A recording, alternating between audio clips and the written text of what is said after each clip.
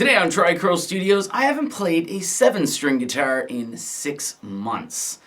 So let's grab 4 different 7 strings, do a little bit of a metal kind of dealy there, and see how I feel.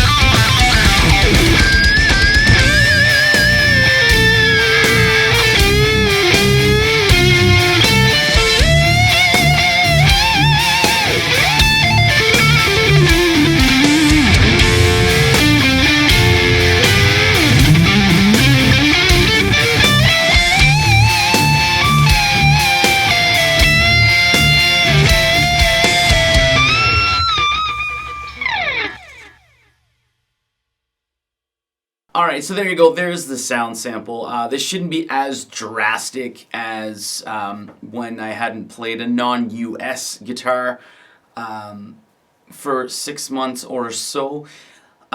Basically, the whole idea for this video came when I was actually packing, because my wife and I bought our first house. We moved in May 7th. Today is November 11th. In Canada, it's Remembrance Day. Thank you for your service, Kevin.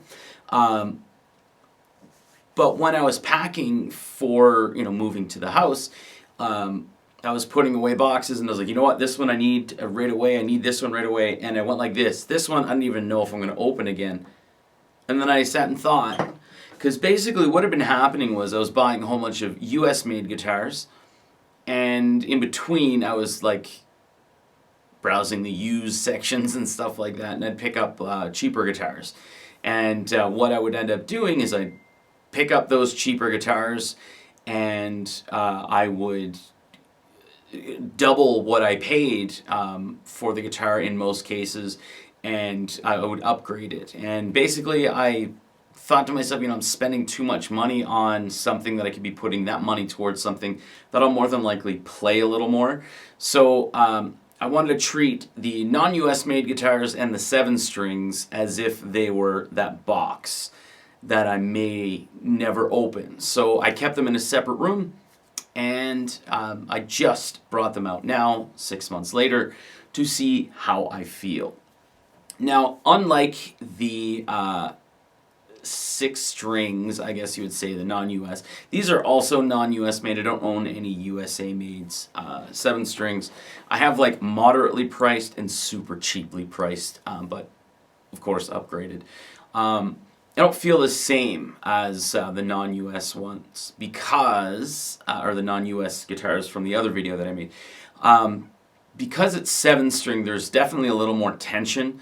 And a lot of them, especially the cheap ones that I've upgraded to Hipshot bridges, they're definitely a lot nicer feeling to play, and there's not that tension issue. And as well, with the necks, most of them are, well, I shouldn't say most of them, only 2 of them are bolt-on, are technically 3, but 2 of them are bolt-on, and the ones that I have that are finished necks, they don't absolutely have that feeling of it being all poly. I don't know why. I think it may be because the necks are a little wider and perhaps a little thinner than the 6-string ones that I have, so it doesn't necessarily have that feeling. It would definitely be nicer if they were all bolt-on, or if they had a like a slim, I guess you would say, nitro gloss finish. That's just something that I've grown to appreciate, and I kind of look for a little more in my guitars.